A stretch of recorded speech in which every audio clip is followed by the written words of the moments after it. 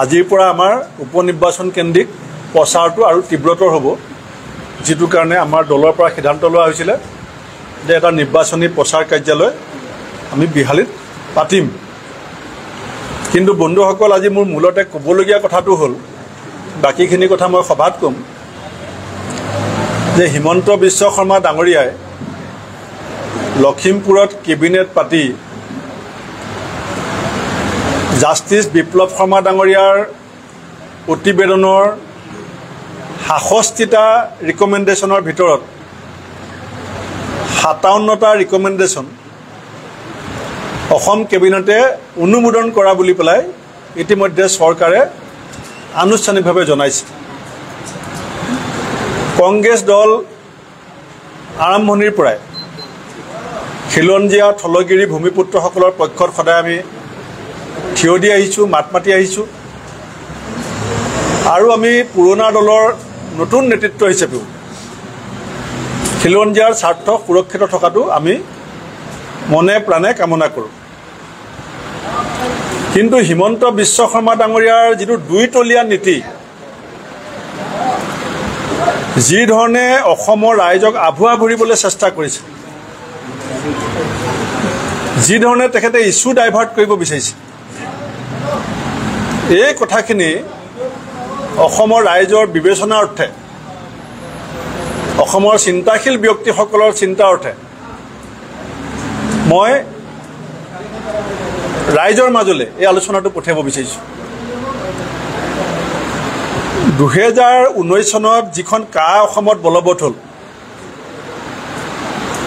এই কা আইনখন অব্যাহত ৰাখি থকা অৱস্থাত বিপ্লৱ শৰ্মা ডাঙৰীয়াৰ প্ৰতিবেদনক কাৰ্যকৰী ৰূপ দিবলৈ চেষ্টা কৰা মুখ্যমন্ত্ৰী ডাঙৰীয়াৰ স্থিতিটো কা সম্পৰ্কত তেখেতে কিন্তু স্পষ্ট কৰা নাই। কাৰণ বিপ্লৱ শৰ্মা ডাঙৰীয়াৰ প্ৰতিবেদন আৰু কা পৰস্পৰ বিৰোধী। এতিয়া আমি এনেকৈ ভাবি ল'ম নেকি যে অসম চৰকাৰে বিপ্লৱ শৰ্মা ডাঙৰীয়াৰ প্ৰতিবেদনখন ৫৭টা দফাৰ ৰিকমেণ্ডেশ্যন কৰাৰ পিছত অসম চৰকাৰে কাখন নাচাত কৰিছে বুলি? এই কথাৰ উত্তৰ অসমৰ মুখ্যমন্ত্ৰীয়ে অসমৰ ৰাইজক দিব লাগিব। আৰু গোটেই অসম চুক্তিৰ ক্লজ 6ৰ আধাৰত বিপ্লৱ শৰ্মা ডাঙৰীয়াৰ প্ৰতিবেদনৰ মূল লক্ষ্যটো কি আছিলে? আমাৰ জাতিৰ অৰ্থনৈতিক সুৰক্ষা। এতিয়া অসমত ডাঙৰ ডাঙৰ ঠিকাবিলাক কোনে কৰি আছে? খিলঞ্জীয়াসকলে কৰি আছে নে ডাঙৰ ডাঙৰ ঠিকাবিলাক কোনে কৰি আছে? এইটো মুখ্যমন্ত্ৰীয়ে জনাওক। খিলঞ্জীয়াৰ সুৰক্ষাৰ খাতিৰত অসমৰ ডাঙৰ ডাঙৰ প্ৰজেক্টবিলাক কোনে কৰি আছে? আৰু সিদিনাখন যে খানাপাৰাত ২৫,০০০ শিক্ষকক মাতি আনি তেওঁলোকৰ যে পাই থকা দৰমহাৰ পৰা ২০,০০০কৈ টকা মাইনাছ কৰি দিয়া হ'ল অৰ্থনৈতিক সুৰক্ষাৰ কথাটো। অসমীয়া খিলঞ্জীয়া যুৱকে যোনে ৪০,০০০ ৪৫,০০০ টকা পাই আছিলে, তেওঁলোকৰ দৰমহাটো ৰেগুলেশ্যনৰ নামত ২০,০০০ ২৫,০০০ টকা কাটি দিয়া হিমন্ত বিশ্ব শৰ্মা ডাঙৰীয়াই খিলঞ্জীয়াৰ সুৰক্ষাৰ কথাটোত আন্তৰিকতা কিমান? সেইকাৰণে মই কৈছোঁ যে এইটো গোটেই আভুৱা ভৰা এটা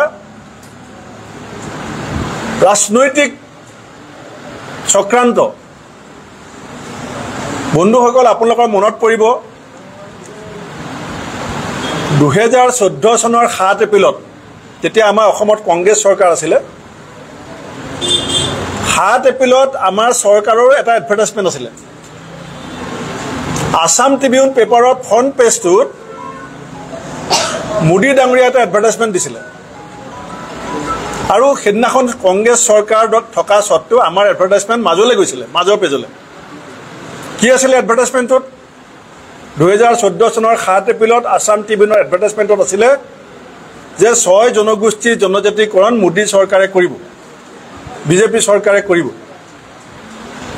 আজি কেইদিনমানৰ আগতে সংসদত আমাৰ অসমৰ পৰা কংগ্ৰেছ সাংসদ ৰকিবুল হুছেইন ডাঙৰীয়াই আমাৰ দলত হোৱা আলোচনা সাপেক্ষে এই ৬ জনগোষ্ঠী সম্পৰ্কত সংসদত যেতিয়া প্ৰশ্ন উত্থাপন কৰিলে,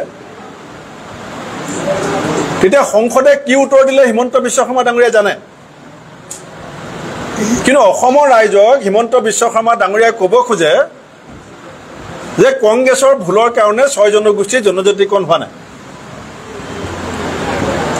কিন্তু মই অসমৰ মুখ্যমন্ত্ৰীক জনাব বিচাৰিছোঁ যে দিল্লীত আপোনাৰ চৰকাৰ, আমাৰ কংগ্ৰেছৰ এমপিয়ে প্ৰশ্ন সুধিছে, উত্তৰ আপোনাৰ চৰকাৰৰ মন্ত্ৰীয়ে দিছে, আৰু তাত ক'তো কোৱা নাই যে কংগ্ৰেছৰ ভুলৰ কাৰণে 6 জনগোষ্ঠীৰ জনজাতিকৰণ হোৱা নাই। আৰু যদি ক'ৰবাত কিবা আশা আছে তে অসমত বিজেপি 2016 চনৰ পৰা এতিয়া 24 চনলৈকে 8 বছৰ পাৰ হ'ল। সেই আখুৱাখিনি আঁতৰাই পেলাই কেন্দ্ৰীয় চৰকাৰ, আপোনাৰ ডাবল ইঞ্জিন চৰকাৰক আপুনি সৈমান কৰাব কিয় নোৱাৰে যে 6 জনগোষ্ঠীৰ জনজাতিকৰণ প্ৰক্ৰিয়াটো কৰক। এই আৰু হিমন্ত বিশ্ব শৰ্মা ডাঙৰীয়াৰ দুটা আপ্ত বাক্য মই আপোনালোকক মনত পেলাই দিব বিচাৰিছোঁ। কংগ্ৰেছ চৰকাৰৰ দিনত 13 বছৰ অসম চুক্তিৰ ৰূপায়ণ মন্ত্ৰী আছিলে হিমন্ত বিশ্ব শৰ্মা ডাঙৰীয়া, 13 বছৰ। আৰু আমাৰ চৰকাৰৰ হৰ্তা কৰ্তা বিধতা আছিলে। আমাৰ তেতিয়া মুখ্যমন্ত্ৰী হিমন্ত বিশ্ব শৰ্মাৰ সম্পৰ্কত তৰুণ গগৈ ডাঙৰীয়াই কৈছিলে যে তেওঁ যি ফাইল আনে মই চকুমুদি চহী কৰি দিওঁ। 13 বছৰ অসম চুক্তিৰ ৰূপায়ণ যেতিয়া মন্ত্ৰী প্ৰথম দায়িত্ব লৈছিলে, তেতিয়া তেখেতৰ এটা ষ্টেটমেণ্ট, এইবিলাক পেপাৰ কাটিং মোৰ লগত আছে, যে মই প্ৰতি মাহে সীমান্তলৈ যাম, বৰ্ডাৰলৈ যাম, প্ৰতি মাহে বৰ্ডাৰলৈ যাম। যিজন মানুহে 13 বছৰ অসম চুক্তিৰ ৰূপায়ণ মন্ত্ৰী হ'ল, এতিয়া বৰ্ডাৰলৈ যোৱাটো দূৰৰ কথা, অসম চুক্তিক তেওঁ কিমান অৱমাননা কৰে, কিমান অৱহেলা কৰে, কিমান উপলুঙা কৰে। সোণোৱাল ডাঙৰীয়াই কৈছিলে যে অসম চুক্তি গীতা বাইবেল কোৰাণ, হিমন্ত বিশ্ব শৰ্মাই কৈছিলে যে গীতা বাইবেল কোৰাণ নহয়। সেইটো হৈছে বিজেপিত যোৱাৰ পাছত তেওঁৰ অসম চুক্তিৰ প্ৰতি স্থিতি। আৰু কৈছিলে হিমন্ত বিশ্ব শৰ্মা ডাঙৰীয়াই যে বিপ্লৱ শৰ্মা ডাঙৰীয়াৰ প্ৰতিবেদনখন দাড়ি, কমা, শব্দ, বাক্য নবদলোৱাকৈ আমি বাস্তৱিক ৰূপায়ণ কৰিম। দাড়ি, কমা, শব্দ, বাক্য নবদলোৱাকৈ বাস্তৱিক ৰূপায়ণ কৰিব। লখিমপুৰ কেবিনেটত কি ক'লে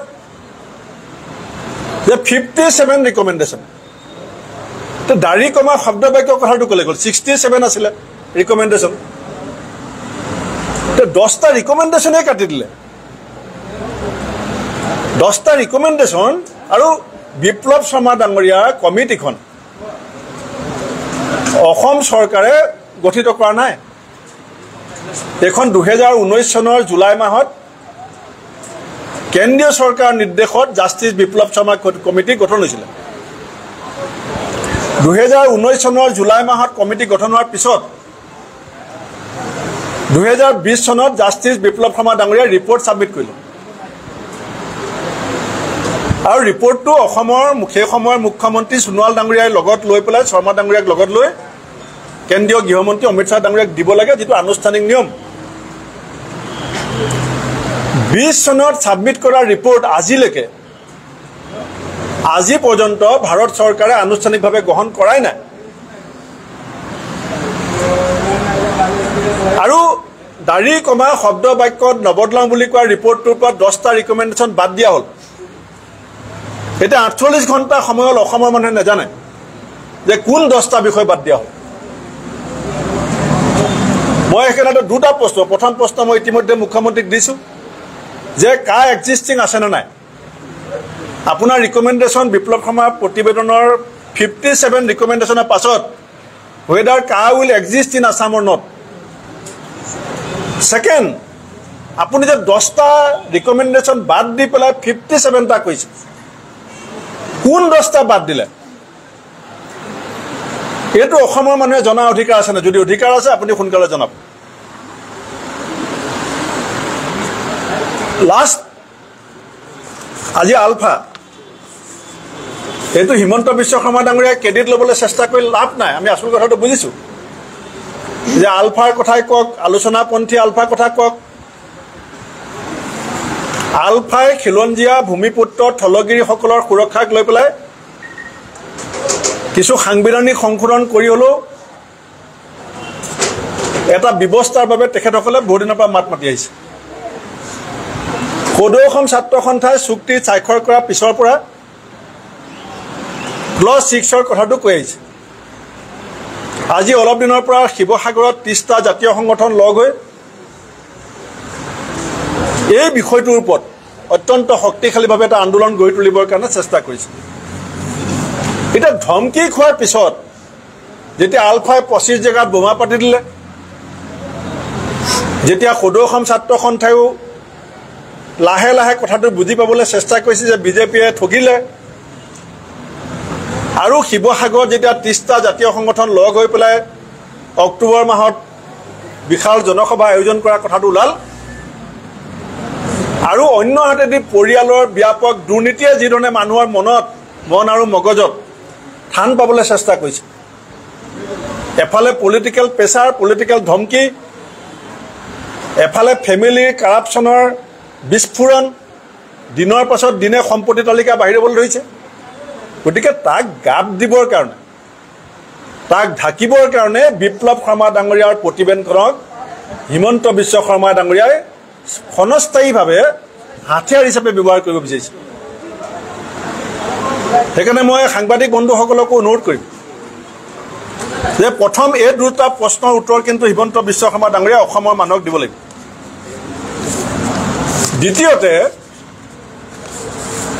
দ্বিতীয়তে মই হিমন্ত বিশ্ব শৰ্মা ডাঙৰীয়াক ইমানখিনি কথা যিখিনি কথা ক'লোঁ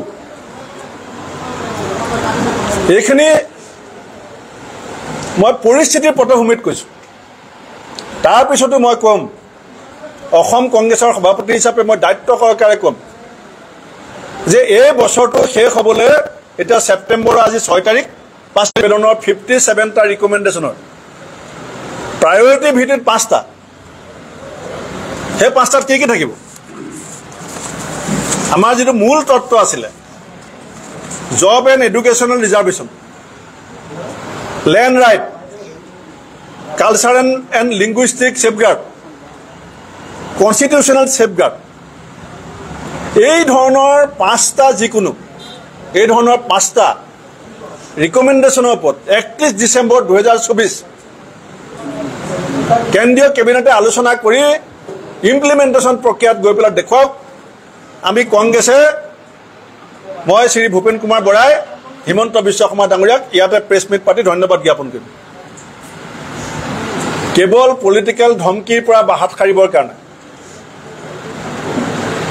আৰু পৰিয়ালৰ সম্পত্তিৰ ব্যাপক দুৰ্নীতিৰ বিষয়টো লুকুৱাই ৰাখিবৰ কাৰণে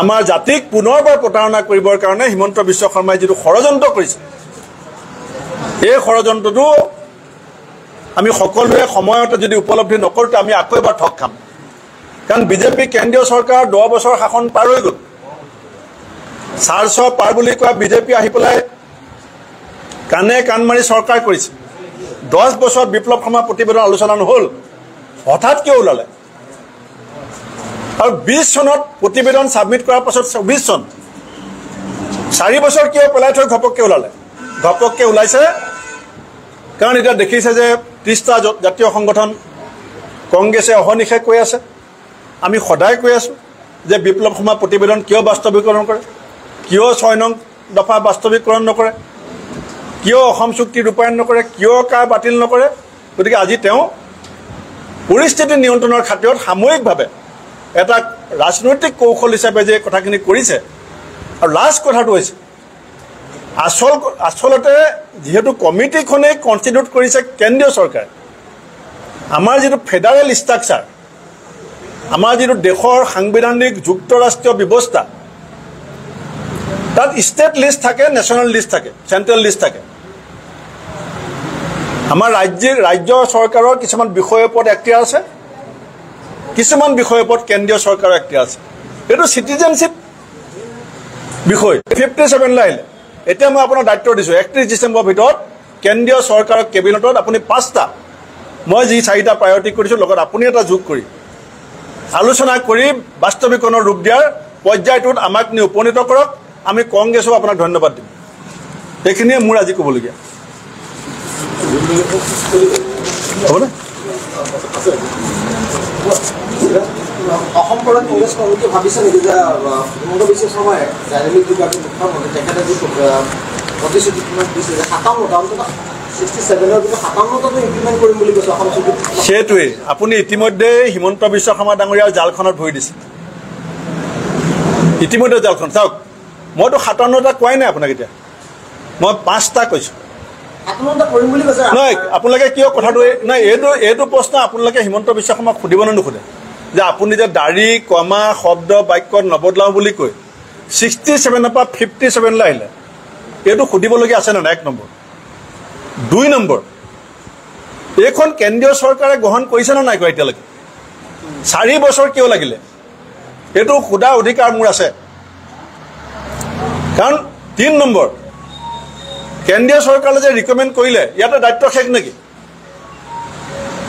আমি অসমৰ ৰাইজৰ দ্বাৰা নিৰ্বাচিত মূল বিৰোধী ৰাজনৈতিক দল হিচাপে আমি হিমন্ত বিশ্ব শৰ্মাক প্ৰত্যাহ্বান জনাইছোঁ যে 31 ডিচেম্বৰ 2024 ভিতৰত এখন কেবিনেটত এইটো বিষয়ে আলোচনা কৰি দেখোঁ। নহয় আলোচনা, একো ভাওনা। আপুনি বস্তুটো আপুনি বুজিয়ে নাপায় নেকি? মই নক'লে আপুনি কোন চেনেলৰ? আপুনি বুজিয়ে নাপায় নেকি? অসম কেবিনেটে এই চিটিজেনশ্বিপ আৰু আছাম একৰ্ডৰ এইটো ট্ৰাই পাৰ্টি টক কেন্দ্ৰীয় চৰকাৰৰ চুক্তি এইখন ইমপ্লিমেণ্টেশ্যন প্ৰক্ৰিয়াত অসম চৰকাৰে এক্সিকিউট কৰিব। কেন্দ্ৰীয় চৰকাৰৰ সহযোগিতা লাগিব। চেণ্ট্ৰেল গভৰ্ণমেণ্টে এইখন প্ৰতিবেদন ৰিচিভ কৰিব লাগিব। আৰু যদি চেণ্ট্ৰেল গভৰ্ণমেণ্টে বিপ্লৱ শৰ্মা ডাঙৰীয়া প্ৰতিবেদনখন একচেপ্ট কৰে, তেতিয়াহ'লে কাৰখন বাতিল হ'ব নে নহয়? পিপুল অফ আছাম, তেওঁ অসমৰ ৰাইজক একো লুকুৱাব নোৱাৰে। তেওঁ লুকুৱাই ৰাখিছে কোন 10টা বাদ দিছে। হয়, তেখেত মুখ্যমন্ত্ৰী, সাংবিধান প্ৰদত্ত এখন আসনত আমি ৰাইজে তেওঁক অধিষ্ঠিত কৰিছে। আৰু he must inform the people of Assam. We have right to know যে তুমি কোন 10টা বাদ দিছে কেবিনেট নাই, মই যি 4টা ক'লোঁ। চ' হি মাষ্ট ইনফৰ্ম। কেলৈ 48 ঘণ্টা লাগিছে? সেইখিনিয়ে মোক ক'বলৈ। ঠিক আছে ছাৰ, এতিয়া আমি স্থানীয় সমস্যালৈ আহোঁ। এইটো পেচল কৰিব, যাওঁতে কৰিব। দেখিবলৈ পোৱা গৈছে মুখ্যমন্ত্ৰীয়ে যে আপুনি উল্লেখ কৰিছে যে লখিমপুৰ কেবিনেটৰ পিছত এই কথাখিনি ক'লে, তাৰপিছত দেখিবলৈ পোৱা গৈছে যে ৰাজ্যখনত মুখ্যমন্ত্ৰীয়ে এতিয়া ট্ৰেডিঙক লৈ ব্যস্ত থকাহে দেখিবলৈ পোৱা গৈছে। ট্ৰেডিঙৰ লগত জড়িত যিসকল লোক তেওঁলোকক আচলতে গ্ৰেপ্তাৰ কৰিছে।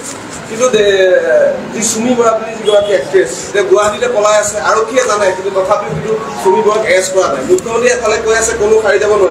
যেতিয়া হিমন্ত বিশ্ব শৰ্মা পৰিয়ালৰ দুৰ্নীতিৰ বিষয় এটা ওলাই যায়, আপুনি মন কৰিব কিন্তু আৰম্ভণিৰ পৰা যেতিয়া কাজিৰঙাৰ ৰিচৰ্টৰ কথাটো ওলায়, তাৰ 2 দিনৰ পাছত নতুন ৰিচৰ্ট এটা সন্মুখলৈ আহে আৰু সেইটো বহুত আগভাগ লয় মুখ্যমন্ত্ৰী। এতিয়া নতুনকৈ মাজুলী মাটিটোৰ কথা ওলালে 18 বিঘা। যেতিয়া এয়াৰপৰ্টৰ মাটিটোৰ কথা ওলাইছিলে মনত পেলাব। আপোনাক মই গোটেই কেলেণ্ডাৰখন দি দিম। যেতিয়া তেওঁৰ সম্পত্তি এটা আহৰণ কৰে, তেতিয়া হঠাৎ হাতত পৰা নতুন ইছ্যু এটা তেওঁ আগুৱাই দিয়ে। তলে তলে তেওঁ খিলঞ্জীয়াৰ সুৰক্ষা, খিলঞ্জীয়াৰ ছেফগাৰ্ড নহয়, ফেমিলি সুৰক্ষা আৰু ফেমিলি ছেফগাৰ্ডটো কৰি আছে। লুটি পুতি গোটেই অসমীয়া যুৱক 25 লাখৰ দৰমহা 20-25 লাখ কমাই দি যেতিয়া লখিমপুৰ কেবিনেটত খিলঞ্জীয়া শব্দটো কৈ দিয়ে, আমি মন্ত্ৰমুগ্ধ হৈ যাওঁ যে বা হিমন্ত বিশ্ব শৰ্মাই বহুত চিন্তা কৰি আছে। মই আপুনি এটা নাম কৈছে, চুমি আৰু তাৰ্কিক বৰা। মই আপোনাক কেইটামান নাম মনত পেলাই দিওঁ। ৰাজীৱ পল, চাব অসম পুলিচে এতিয়ালৈকে কাক ধৰা নাই। মই অসমৰ মাননীয় আৰক্ষী সঞ্চালক প্ৰধান GP সিং ডাঙৰীয়াকো মনত পেলাই দিব বিচাৰিছোঁ যে আপুনি কাক ধৰিব পৰা নাই। ধৰিব পৰা নাই নে ধৰা নাই নে ধৰিবলৈ চেষ্টা কৰা নাই নে ধৰিবলৈ আন্তৰিকতা নাই নে অন্য কিবা কথা আছে মই নাজানো। কিন্তু ৰাজীৱ পল আচল কিংপিন APSC কেলেংকাৰী, নেপালত পলাই আছে বুলি চবেই জানে, ধৰা নাই। মৃদু পৱন নেওগ 22 চনৰ পৰা পলাতক। হিমন্ত বিশ্ব শৰ্মা মুখ্যমন্ত্ৰী হোৱাৰ পাছৰ কথাবিলাক কৈ আছোঁ। মৃদু পৱন নেওগ আজিলৈকে পুলিচে ধৰা নাই। আৰু কিমান ডাঙৰ ৰেকেটৰ লগত জড়িত Dipankar Barman 7,000 crores financial fraud Dipankar Barman কিমান 7,000 কোটি টকা সুনীল গগৈ আমাৰ এইফালৰে জল জীৱন মিছন কন্ট্ৰেক্টৰ জুন মাহৰ 2024 পৰা আজিলৈকে চৰকাৰে একো খবৰ আমাক দিব পৰা নাই ধিং ৰেপ কেছ কিমান হুলস্থুল হ'ল এজনটো পানীত পৰি মৃত্যু হ'ল দুজন ক'লে গ'ল চিএমএটো বহুত কথা কৈছিলে ধিং ৰেপ কেছৰ দুজন কোনোবাই খবৰ ৰাখিছে নেকি আৰু এতিয়া আহিলে সুমি আৰু তাৰ্কিক বৰা ফটো কাকাৰ লগত ওলাইছে সুমি বৰা চাব মুখ্যমন্ত্ৰীৰ লগত ধুনীয়া ফটো আছে মুখ্যমন্ত্ৰীয়ে 1 কোটি টকা চেক লৈ থকা ফটো আছে এটা ধৰিব নোৱাৰে সুমি বৰাক ধৰিব নোৱাৰে নে নধৰে নে ধৰিবলৈ গ'লে নিজৰ হাত জ্বলিব মানে কেঁচু খানোতে সাপ ওলাব গতিকে ৰাজীৱ পলক ধৰিব নোৱাৰে ধৰিলে বিপদ আছে মৃদু পৱন নেওগক ধৰিব নোৱাৰে ধৰিলে বিপদ আছে